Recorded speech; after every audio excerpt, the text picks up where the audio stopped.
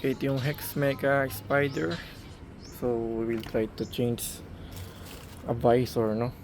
So ito kasi yung pinaka visor niya na kasama naka-install, and meron siyang extra visor, no, na clear. Ayan, subukan natin siya palitan. So yan, plug lang natin yung mga bolt niya dito, no. Okay, so tanggalin natin yung pinaka parang balanggut niya, no, cover niya. So yun lang pala ang pinaka magpapalit ng visor is ano na siya dito, nakasama lang siya dito. Napakadali lang pala yun.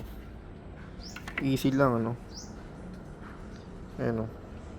So natanggalan natin siya, oh. Ayan, lalagay na natin yung clear visor. Ayan, so madali lang pala siya tanggalin, guys. So pag nilagay niyo yung visor, mayroon lang siyang pinaka buttons dito, ayun, oh.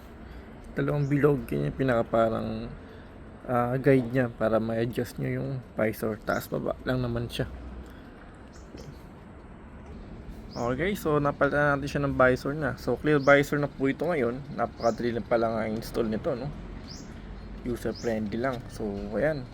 So although okay naman yung ating smoke type na lens, no, pero sa akin kasi yung sa midnight ride natin, medyo sa condition ng mata ko, mukhang hindi na sa akin pwede itong may smoke. Although clear naman, ano, walang problema. Okay, pero mas better pa rin sa akin, for me, is clear visor talaga siya, no? I mean, ito talaga, yan. So kahit abutin na tayo ng ngayon ng gabi or sa daan, no? Since ito naman ay dual visor po yun, eh. Meron pa siyang isa dito. Yun yung pinaka parang shades niya, yan. Diba? Okay naman, walang problema.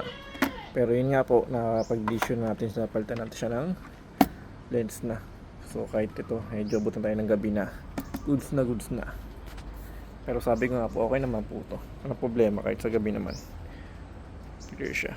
So depende na sa condition ng mata nyo kung okay pa, no, sa gabi. Pero yun. So ito ay Spider Hex 2. Palit po tayo ng visor nya. Extra po ito na visor pag bumili kayo nito. Ayan. Okay.